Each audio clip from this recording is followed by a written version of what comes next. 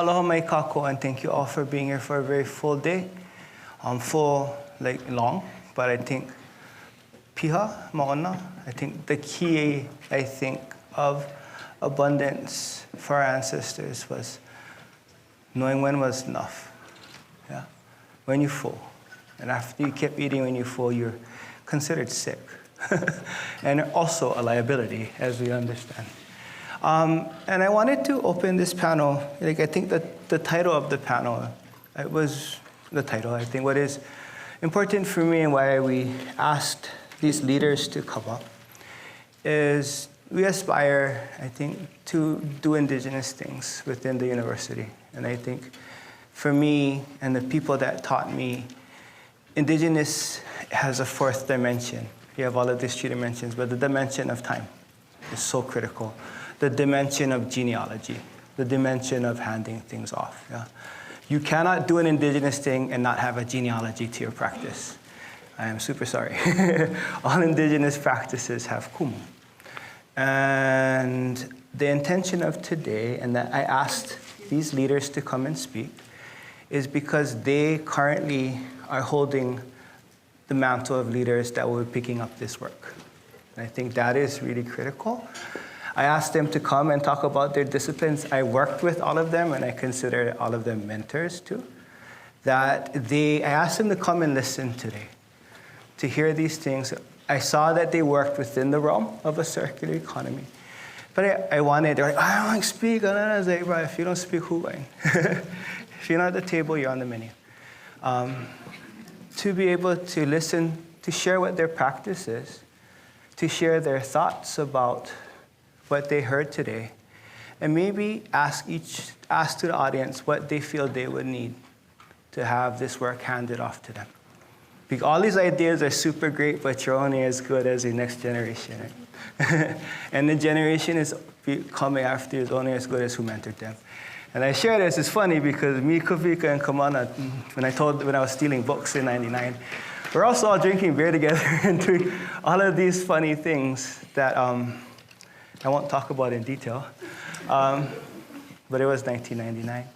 But people mentored us, like Lili Kala. We had people in the space that held the space for us to learn and held the space for us to reflect. They could see that we were like putting things together. Maybe it was a little bit awkward. But they also saw that not only the intrinsic value of what we were doing, but the need for spaces to be held and for us to be recognized. So with their indulgence, that's what I actually wanted today to be. Ask this panel, don't want to put pressure on them to perform for all of you, but just to speak their truth, to talk about their practice, their people, talk about what they saw today and how it fits into their practice, because they all work within the domain. And just share with us what they think. And we go to Paul, and then we can Pauhana, because I know I'm standing in front of Pauhana. That's what I don't like be that guy who's going to roll a half an hour conversation on a chart with numbers. That's really small. That's how you end up not staying alive. Is that okay, Kako? Does that work? And we want to acknowledge there is another really brilliant speaker. Her name is Kari Noy. She's with the Lava Lab. She's sick. She's going to try to zoom in, and she's like, to the last minute. She's like, I can't. I'm like, bum. But we'll lift up her work. She deserves to be in the ranks of these. It would always irritate me when people say future leaders. Like, nah, if you're a future leader, you're a leader right now. The people who are leading right now who are going to be really picking up this work. So with that said, the order of operations, we're going to start with Kavena, we talked about, because she actually works closely with Kamana. And she has some preliminary thoughts about that. And then we're going to go to Kikai, who I've worked with really closely at the Leeward Community College and the work he does in navigation and fabrication of va'a. And then Koei, who, if you meet me in the thing after, I have a picture of me and Koei back in 2009, because I used to work in Ma'o. I call her young, but I was a baby and she was a baby. She's been in work with me off and on for the last 15, 16 years.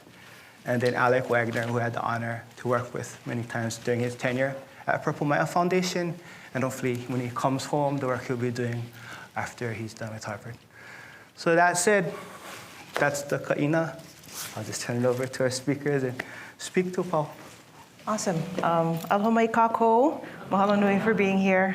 My name is Kavana Elkington. I was born and raised here on Oahu, over on the windward side, in Hakipu'u. Went back and forth between Laie and Kane'ohe, so I'm very much a ko'olau person. That's the center of my universe. So actually, before starting, I wanted to kind of go back to, we started talking about it way at the beginning, but especially with panel 1, when we talked about relationship building. And so circular economy, coming full circle, and relationships. I actually wanted to start off with Auntie Nita is here, Auntie Nita Wolfgram. She came up to me and said, hey, I know your mom. I remember you when you were very young, running around at Kikulakaipunio Pu'ohala, which we heard earlier today. So that is where I grew up. And then after that, I went to Kamehameha, which we talked about also in panel 1. I feel like Brandon is around here somewhere. There's a lot of representation from Kamehameha as well. After that, I went away for a year, came back, WCC. I have a friend from WCC here as well. And then during my time as an undergrad, I'm running into a lot of people here coming full circle, working at Hawaiʻi Conservation Alliance, and then also with Kupu. And I am super lucky to find myself here. Currently, I'm a PhD student in the Department of Geography, and working as a research assistant with Po'ai Ke Aloha Aina under the advice of and guidance of Kumu Kamana Beamer. Well, I'm surprised he isn't sick of me yet. I've been taking this guy's classes from like 2013. I was like, these classes sound great. I'm just gonna keep taking them. And I ended up working out, because here we are. Po'ai Ke Aloha Aina, we actually started talking about this kind of stuff in a grad seminar in 2018, finishing up my master's in Hawaiian Studies, and really getting exposure into what the circular economy is, and then also bringing up and talking about within that context all of the indigenous, all of our Ike Hawaiʻi, all of our OEV values and principles. I actually wanted to backtrack because kumu kekua wa kikiloi in Hawaiian Studies 460. It's an internship-based class. And we have a few representatives from Ho'olu'aina. That's where I was. I know Uncle Scotty is here, and I know there's a few representatives from that hui as well. And what I focused on there was this idea of indigenous economics. Up there, they do economics. So talking about, mahalo to Casey, Puni and Kanoa at the time, really starting to think about these alternative, more sustainable, more ecological ideas of economics. So going into the grad seminar in 2018, being informed by that, and then also working now in Po'ai Ke Aloha Aina, where we are learning Aloha Aina, and then we are also learning about circular economy in an effort to uplift what we are doing here, because there is a trend that we heard throughout the day. Aloha Aina is what's going to save the world, how we operate here, how we are, and how we always will, is going to, I know this is repetitive, but save the world is the best way to say it. And so it's been incredible. I started this work in 2019, coming off of, it was like 5 or 6 years working with international collaborators. So in 2019 is when I started Aloha Aina circular economy work, and then under the Dana Nahal Chair project officially for the last 2.5 years. It's been incredible being able to revisit, strengthen, and build relationships with our community partners, and then also getting the mentorship to feel comfortable to get up in front of all of these people and talk. I don't know. But our team, we've been so privileged to visit, to work with, to do what little we can to contribute to our community partners, and while at the same time creating, strengthening relationships with international collaborators, and being able to present and share our ike of Aloha Aina and what principles we are deriving from those things to inform moving forward. We've been to Aruba. Pua and I, we're both country bumpkins. She's from Kohala, I'm from Hakipu'u. We got to go to Europe for the first time to present or watch Kumana present on Aloha Aina economy in the middle of a tech-focused conference, which was incredible. We have been engaging in legislature We have been publishing, we have been educating, and we're super excited to be here and offering this space to talk story with the Office of Research and Innovation as well. I feel like I'm going on and on, so I'm going to stop there, but I guess the one thing pass it off. Like, what would you ask the group? What is needed for this community of practice to support you picking up this work and carrying it forward? We talked about this in our zero waste video, but on our own, I feel like finding your own ono, what are you ono for? Not all of us can be good at everything. I don't think I'm good at public speaking, but here I am. or choose to step into what you find yourself good at, no matter how difficult it may be. And so finding your ono, figuring out how you're going to contribute to your own community. And then, as a student, as a forever academic, it seems like, building a network of amazing mentors. Having good mentors is the only reason why. Definitely for myself, I can speak for so many of us in here.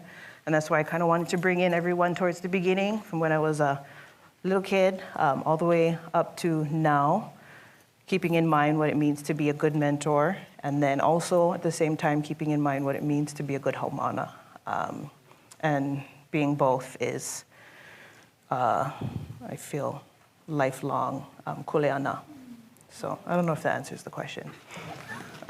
What I heard, though, is you're centered and you're working with Kamana, and this is a practice you're picking up and learning.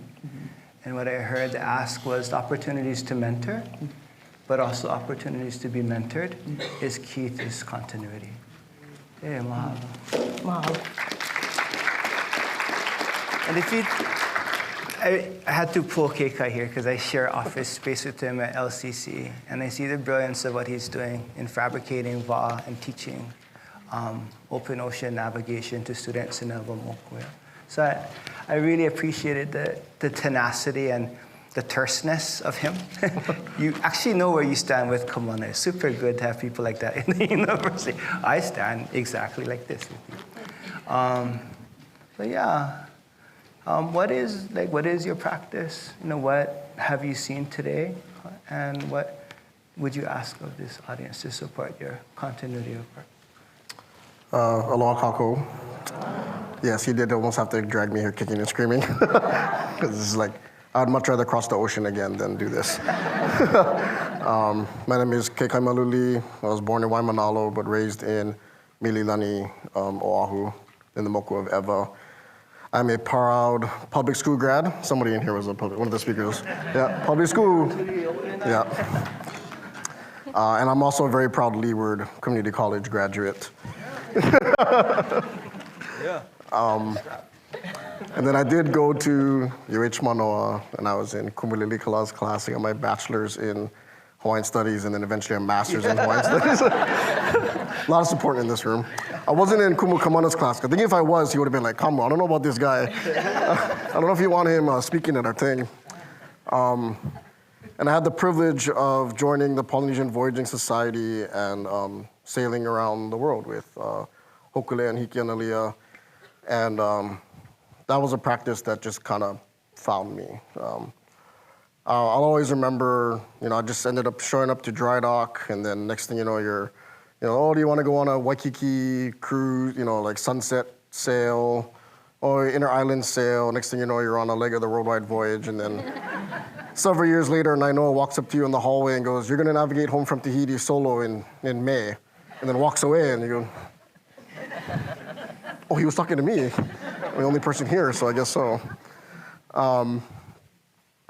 And then I, after all of that, had come back to Leeward Community College to serve my community as a Kumu in Hawaiian Studies. And I found in 2018, when we had taken Hokulea to Pu'uloa, Pearl Harbor for the first time ever, it hit me that we had taken Hokulea around the world, to the children of the world, to the children of South Africa. If you were to drill a hole in the ground right now, and you come out the other side, it'd be in South Africa. And the children of South Africa got to welcome Hokulea to their shores before the children of Ewa. And I was like, oh, that's, wow.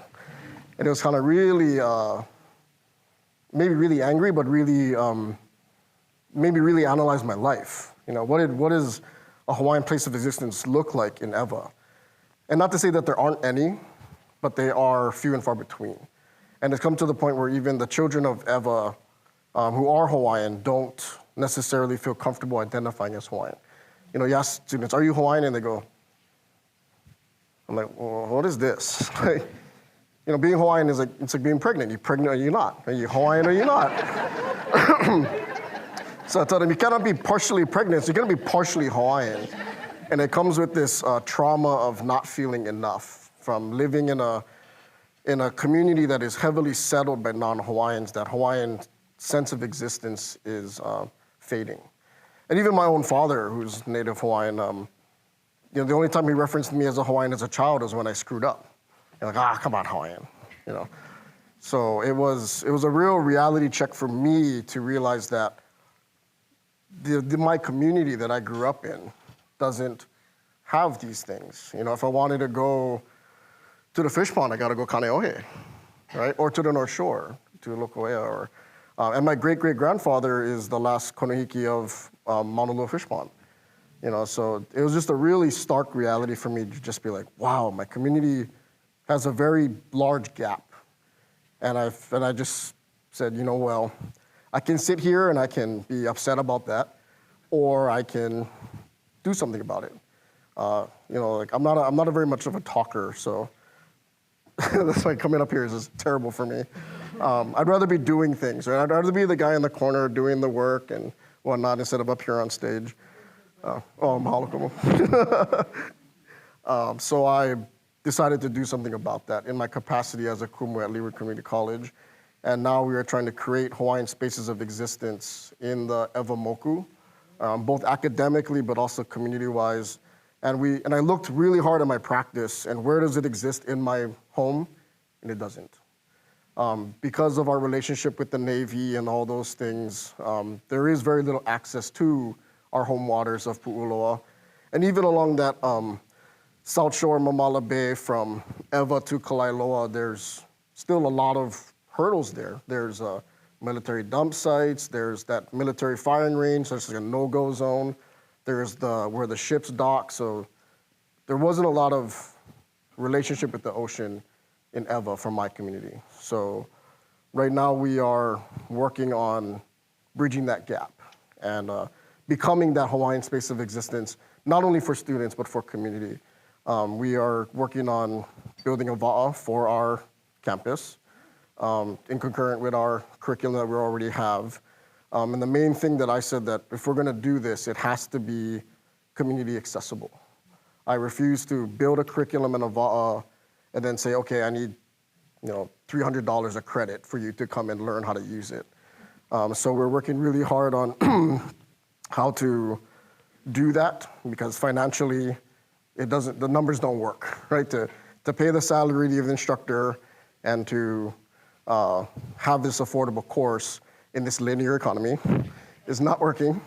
And yes, I will admit I had no idea what a circular economy is until today, and I still I don't know if I'm positively sure, but segueing into what I've learned and I've heard today, there are a few things that became extremely apparent to me while listening to everybody today. And one of those things was that what is good for our aina is also good for our economy. That we shouldn't be, because in my mind, they're two completely separate things.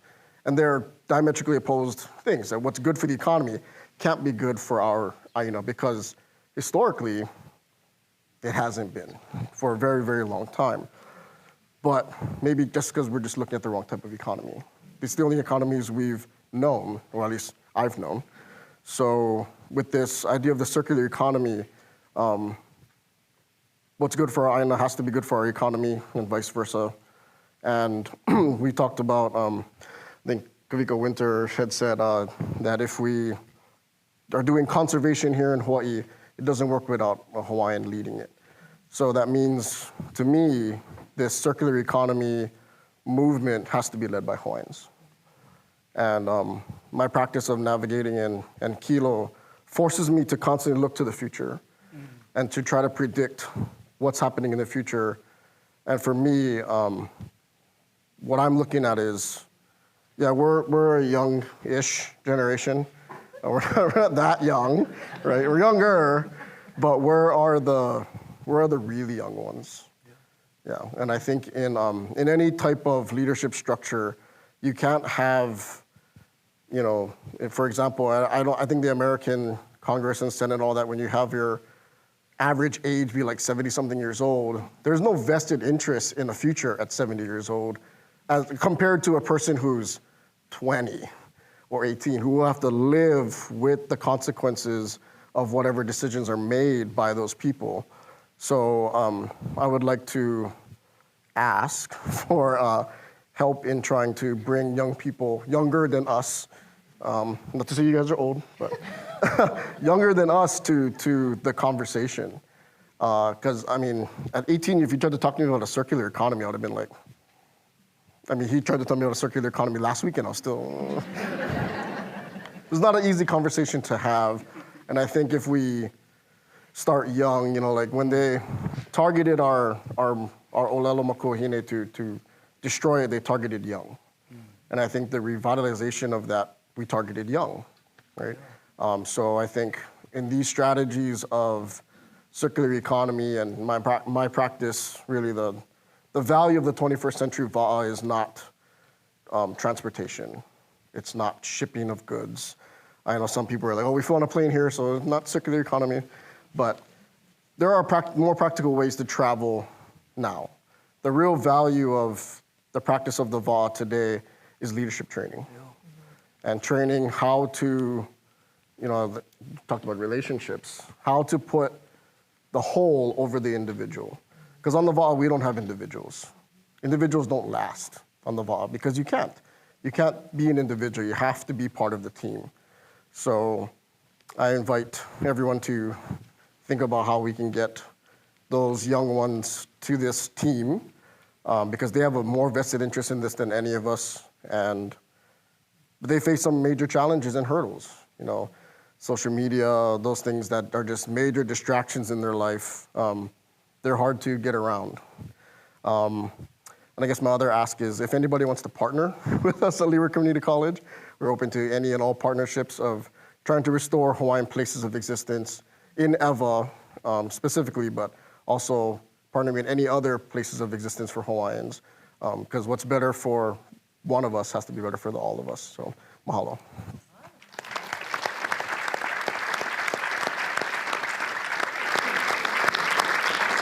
Oh, bro, this guy told me he couldn't do public speaking. You sure? Like that? No, I don't think so. He's a good public speaker, right? Yeah, no, thank you, mahalo Kikai. And I really appreciate sharing space with them and seeing the fabrication of va'a as STEM and looking at all of the different ways our ancestors used the star compass. There was deep sciences. And I think there's such opportunities through navigation practices to understand the scientific aspects of our ancestry. And I just appreciated just how deeply passionate he was. So that's why I asked him to share some mahalo. I'm going to ask Kobe to speak. So before I moved into the University of Hawaii, I worked for many years at Ma'o Farms. I was a director of social enterprise there. And, was there for 12 years. And the person who was there 1 year before me was Kobe. And I had a chance to work with Kobe when she was in high school. And I had just come back from my graduate degree. And over, 12 years, she has been kind of bearing witness to a force of nature. Whoa, and I think I asked her to speak today because the practices they do at Ma'o is intrinsically a circular economy. And when we say that we don't need to look for examples as much as support existing examples and learn from other examples. It was something that was viscerally a part of my work and gave me the sense of why we needed to go to university to lift this work up and create more of. But Kawi has kind of been my mentor, and I've always asked her to I always defer, we've talked a lot, but I figure this is the first time talking with me in my new position. We've been around the world, I think, talking on stuff. So I just wanted her to share her thoughts about her practice as the farm manager for Ma'o Farms, in the circular economy of food, and the things she heard today, and maybe what you would ask. She's no longer young. I keep forgetting. I get old, and everyone I thought was young is getting old too, but a youngish perspective on it. Mahalo. Aloha mai kako. Aloha. O Shri Stilita Kawe ke alani sana koe no piha no lulule mai au. O ka ala ku'u mauna, o kai ulu ku'u makani, o la'i au ku'u kahakai. My name is Kaui. I'm from Waiʻanae, born and raised in Lulule Valley, and I'm currently the farm manager at Ma'o Organic Farms. Ma'o is an acronym from Mala'ai Opio, so the Food Youth Garden, or the garden that grows food and youth. And it's been around for, 22 years now. It's a nonprofit social enterprise with its focus and mission core to Aloha Kanaka and to Aloha Aina. We grow food, organic food, and we grow young leaders because we believe that you cannot separate growing food and growing people. They have to be in tandem, and they have to be in a space where there's continual growth and continual challenges, right? So we have to challenge each other. We have to challenge our young people. And as a graduate from the program, we have a youth leadership training program. It's not the youth farming program. It's not, here's a scholarship to college. It's a leadership training program. In the act of them going to school and working on the farm part-time, we know that they are aloha aining. They're getting what Kamais tell us, when I was an intern. As much as you get the calluses on your hand, you have blisters, you break those calluses, you need calluses in our brains. Because our whole body needs to function at a high level to challenge our economy, and our place in the economy now.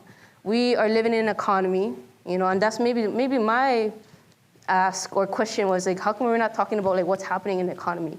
We know Aloha Aina will save the world. There's absolutely no doubt that is confirmed here today. And it's new, it's old, it's everything, all of the above. It's who we are as you said, we're children of Mother Earth. We are. We have to take care of ourselves, and we have to take our Aina.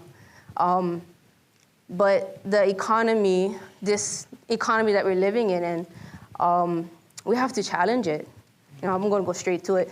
We've been disrupted as Native Hawaiians living in Hawaii, as indigenous people, a part of this world. We've been disruptive of how we believe we should take care of each other and how we should feed people. We are still importing 80 to 90% of our food. Those Matson container pictures, oh my gosh, it just makes me cringe. But we have the capability to feed ourselves. We need to uplift our fish ponds. We need to uplift our lo'i kalo. But we also need to engage with what we have here now. We are eating romaine lettuce. We are eating kale. People want carrots. So much people want goddamn carrots. And I'm like, God, my farm is in Waiʻanae. It's so hot. But we challenge ourselves, right? And not to say I'm gonna just grow the goddamn carrots. It's because I need to get more intimate. So intimacy was thrown around in our conversation today too. We need to get more intimate with our Aina, right?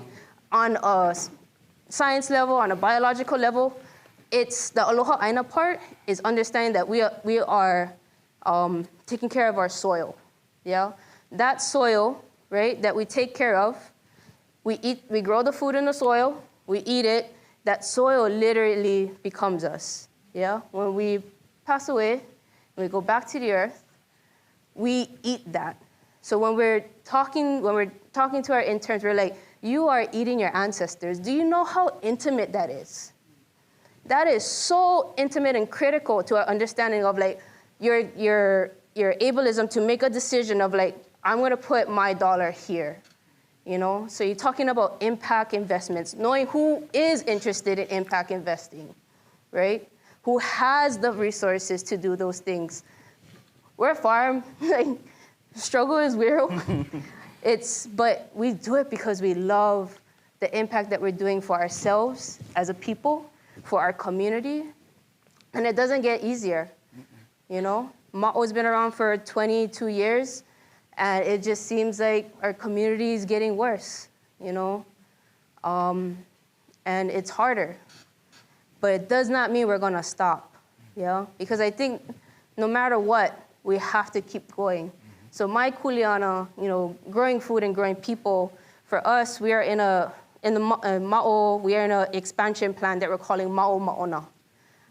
We're in year 5 out of year 10, and our intention is to we're doing all this fundraising to make investments into our farm so that we can be able to scale our organic farm productions so we're not reliant on grants, yeah? So that we can, our main goal, you can look at us online, one of our goals in the Ma'o Ma'ona plan at the end is to make $10 million in organic food sales. And it's not just, we're gonna make $10 million on kalo, or to make $10 million on romaine lettuce. If we're gonna make $10 million of the 50 things that we can grow the best in our valley, which includes kalo, which includes ulu, which includes lettuce, carrots. God forbid, we all want carrots. I love carrots, by the way. I'm not knocking the carrots, I promise. And that's just a drop of the bucket. It seems big, yeah, but that's really just a drop of the bucket to compare to how much food is coming here to feed ourselves. And it's just, me and my boss and Gary talk about you go to the store, you look at the shelf, and you're like, God, we're importing lettuce 2,000 miles away, right? And you look at it, and if you deconstruct it, you're importing water coming to Hawaii. And I'm like, our lettuce tastes better than that. Why aren't we growing the stuff for us, you know? So we need to challenge first of all, there's so many things we need to challenge ourselves personally in how we want to make that change to buy local, to know who you're buying from, their practices, whether they're organic, regenerative, Korean natural farming. You know, I'm gonna promote organic, yeah, because I really believe that is at its core of how close you can get to how our ancestors grew food, yeah. Understanding soil. Aloha Aina is understanding soil. And at the core of organic farming is the health of good soil. Diverse soil, yeah? So diversity is key. Challenging young people is key in our growth. I'm looking straight up right here. We have one of our farmers. She's in school. I'm gonna call you out, Walaya. She's one of our full-time farmers, full-time school, and you know, I look up to her, literally, right now. But it's because of you and your colleagues, right, that keeps me driving to want to come to work. You know, because if I don't do what I do, you don't have a job, right? You don't have a place of living, of something that you love to do, which is to grow food and be a part of community, yeah? And that's what needs to drive us, yeah? Money, capital, it is a part of our lives. But why not do it with Aloha Aina? You know, Ma'o is just one way. Yeah. It's not the way. Yeah. You know, it's just one way of how do you look at your resources available? How do you transfer them to the people that need it? Yeah. To make those right decisions, to empower themselves, to make change from within. Not somebody Kamu can probably attest to this too, living in Waianae, there have been so many outside people, outside organizations to try and fix Waianae. It's not gonna work.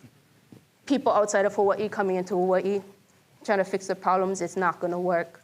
We gotta be the ones for make that change, to solve our own problems. And it's in a big part, it's not the problems that we created.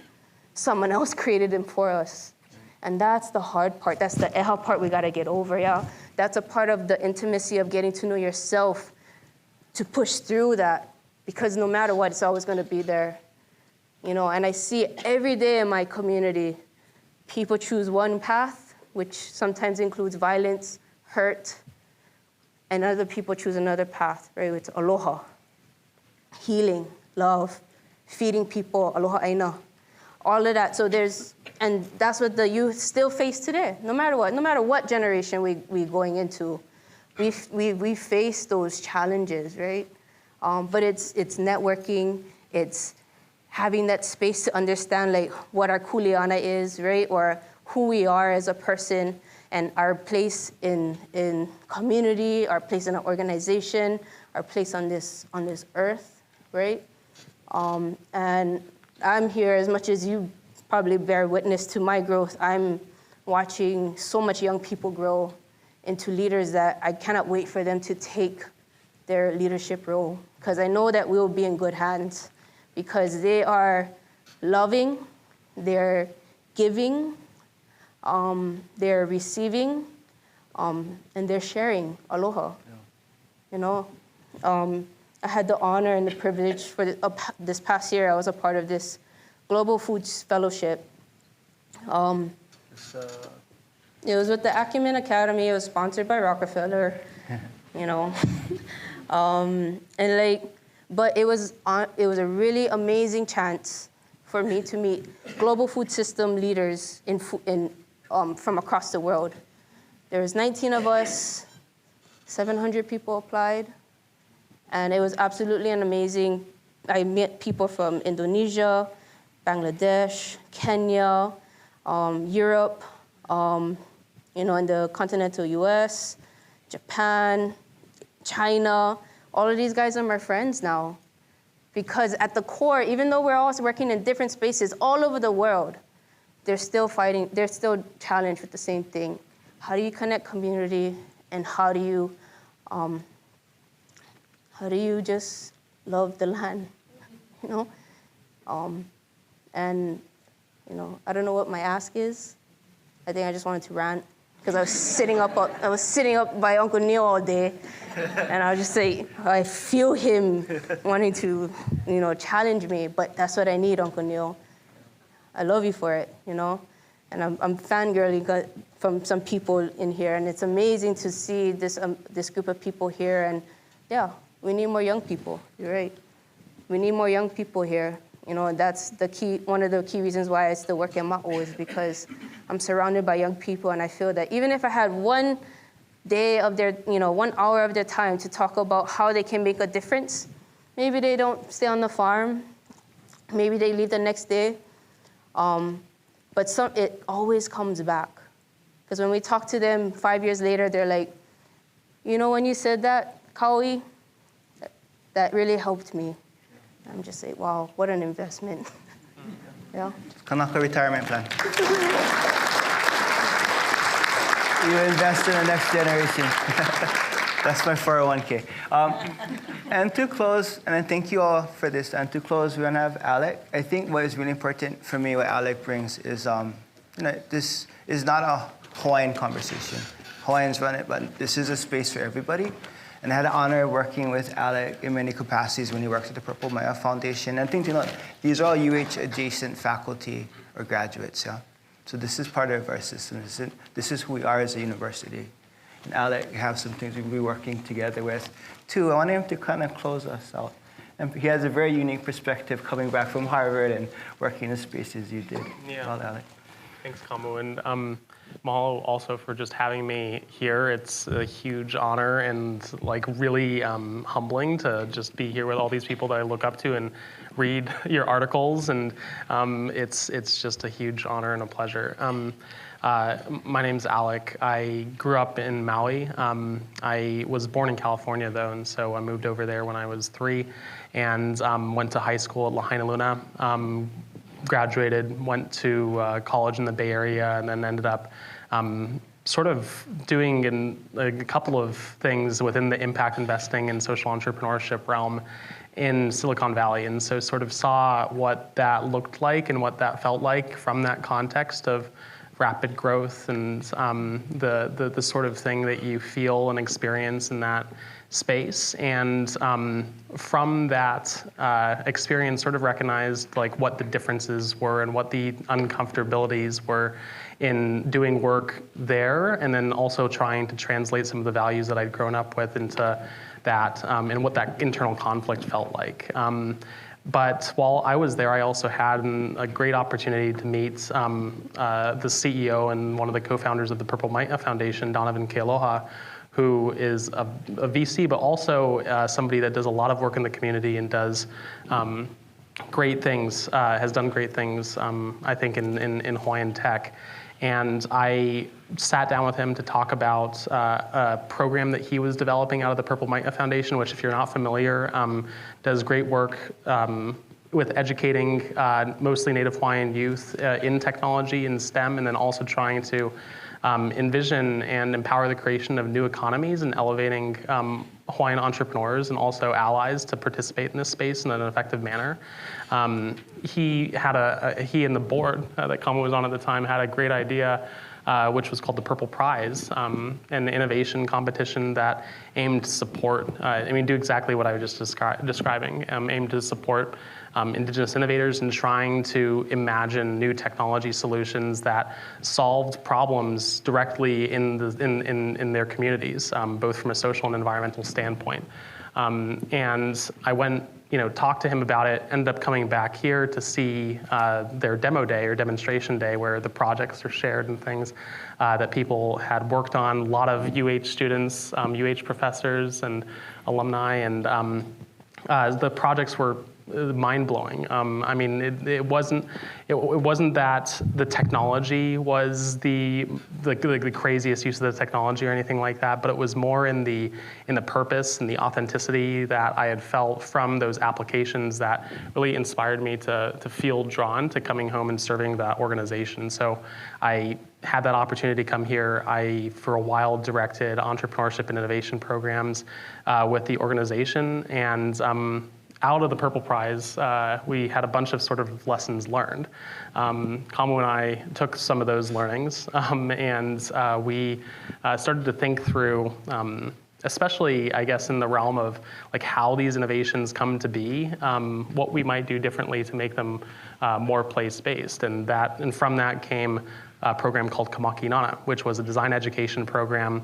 And what it sort of was based off of were these inklings. One, that even though we're using things like human-centered design and we're applying things like the lean methodology or these other commonly used innovation methods to develop companies and develop products, there's a lot of adjacent practices that have happened through ancestral applications of design and through ancestral technologies, and also through these other economic models. And what does it look like for us to find those differences, point those differences out, and then understand where are the opportunities for us to improve these methodologies so that they can be better at developing innovations in place. And that's what Kamaki Nana is sort of aimed to do, is formalize these types of methodologies, try to put them into practice, create proofs of concept, and develop a community of practice that's really able to start to see these things unfold and imagine these new ways of making and creativity. That is, since I've gone to school, that's been picked up by an amazing Hawaiian designer, Kea'a Davis. I don't know if she's here, maybe she is, but she's fantastic, amazing at doing the work that she's doing and facilitating these communities of practice and trying to understand and create more of these ways of creating that are more place-based and more ethical and more rooted in cultural practice. I guess all of that has sort of compelled me to go in the direction that I have with my education. And so I'm sort of taking, I guess, a 2-year little gap in time to really unpack some of those learnings, and then also to go straight to the belly of the beast and start to understand how design is done, how design is practiced in sort of contemporary ways and has been, and what are the challenges there. And so I decided to go to Harvard to do that at the Graduate School of Design. There, I sort of specifically study human-centered design and the way that human-centered design is practiced in the development of products, services, and organizations. And I'm interested in both successful applications of those practices. I'm also interested in the unsuccessful applications of those to try to identify where are the ways that we can improve those processes to make them more place-based. And with that is something that I'm hoping to be able to come home to be able to do in trying to make these practices more normalized in our communities. There were so many of these amazing things shared today that are, there's not only examples of those practices taking effect, but then there's also a ton of momentum that's really carrying these things forward. So I guess in terms of things that I'm asking for, it was said many times today that we all need to be working together because this is a systemic challenge, and it needs to be addressed from on multiple different angles at different scales. And so collaboration is absolutely integral to us being successful in making a transition from a linear to a circular economy. And I think collaboration is not only in, I guess, formalized partnerships, but it's also in the spaces that we create for one another, the spaces that we create amongst each other as young people, intergenerational collaboration, inter-hierarchical collaboration, so both students and faculty. I would love to be able to continue to have open dialogue, learn more about what everyone's doing, and for everybody also to benefit from learning what each other are doing in this ecosystem. Cool.